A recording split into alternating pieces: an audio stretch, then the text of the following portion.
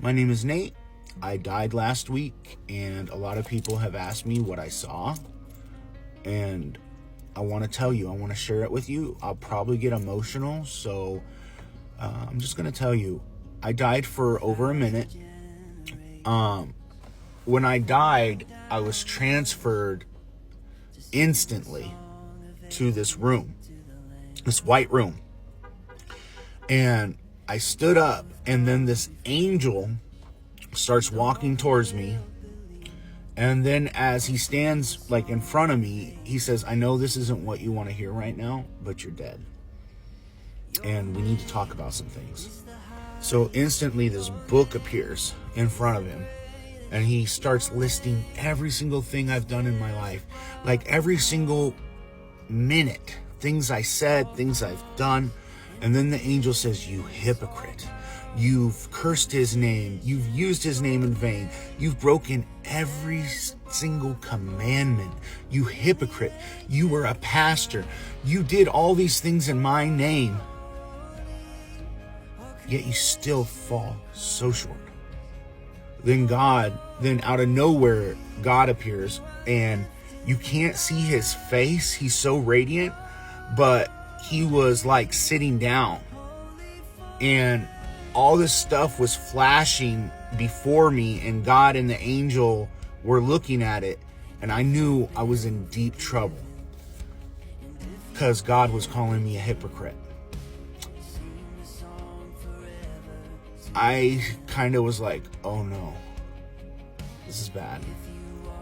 And as I was getting ready to be judged, out in the distance, I hear, stop! And then everything freezes. And then you see this figure walking towards you. And there's like huge light on him.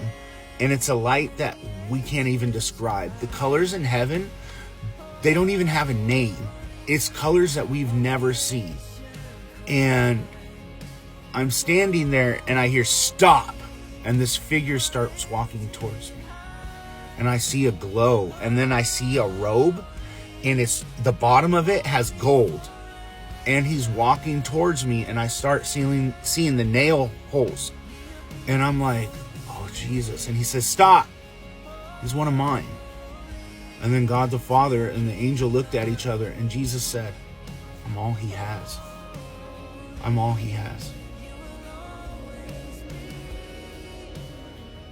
When he needed me most, I was the one he was crying out to. When he needed me, I was there. He has a very hard life of abuse and childhood trauma. But he said, I love him.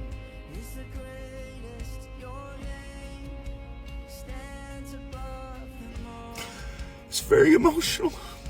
You see the Son of God. I fell to my knees and started singing, holy, holy, holy.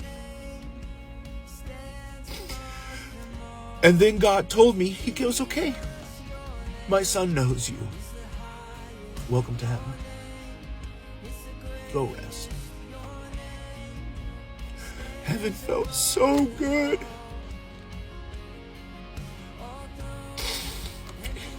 I don't know how to explain it. It just felt so peaceful and right. And as Jesus started speaking to me, his voice is so pure and so thunderous, but so warm and loving. I stood up and I said, I want to go with you, Jesus. I don't want to be here anymore.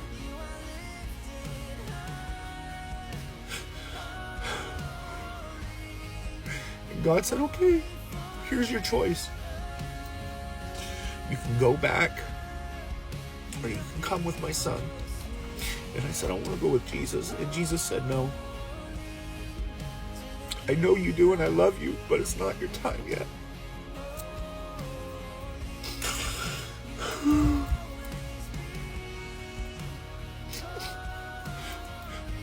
And he said, no, I want to stay with you. I want to stay here. He said, you can't. I have a message for my people and I need you to give it to them. So I'm sharing my story. Heaven and hell are very real.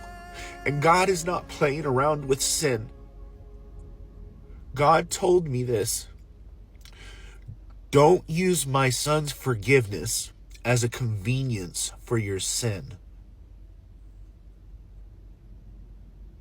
Don't use my son's forgiveness as a convenience for your sin. Basically saying, stop sinning. If you keep sinning and asking for forgiveness, don't keep doing the same sin. Run from it. Run from it. Because God isn't playing, guys. He really isn't. He's a stern, just God, but he's not playing. He's so serious about sin, guys. I have broken every single commandment, and let me tell you what God is so serious about. He's so serious about sexual immorality, same-sex marriage, all this stuff. God is not playing, folks. He is not playing. What it says in the Bible, what's allowed and not allowed, God is not playing with sin, folks. He's not. He's not going to play that game, and he will throw the book at you.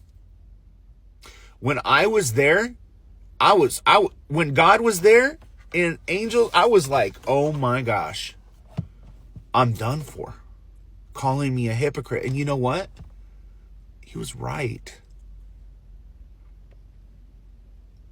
So I'm here to tell you today that Jesus' love and his forgiveness is free. When Jesus died on the cross, he turned to the thief and said, you will be with me in paradise. I think we all can relate to being that thief.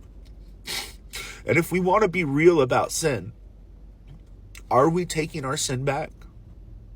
Are we taking back what Jesus died on the cross for us for? Jesus says every time you sin, you crucify me anew. We need to run from sin. Men, I'm going to talk to you now. There is a spirit called the Jezebel spirit. The Jezebel spirit is a satanic force that is very strong.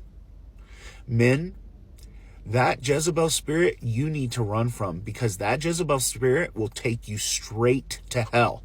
The Jezebel spirit is a direct witchcraft. It's direct witchcraft and satanic, folks. And guys, flee like Joseph did. When Potiphar's wife came onto him, Joseph ran. Resist the devil and he shall flee. So guys, I'm you. I've been a hypocrite. I've done all the sins. But I'm here to tell you that Jesus loves you. And God the Father does too. But he is a just God. And he's not playing with sin. So I hope this reaches you. And I love you guys. This is the first post I've ever done. And so I hope it encourages you to really evaluate your life. And really evaluate what life is after. So have a good one.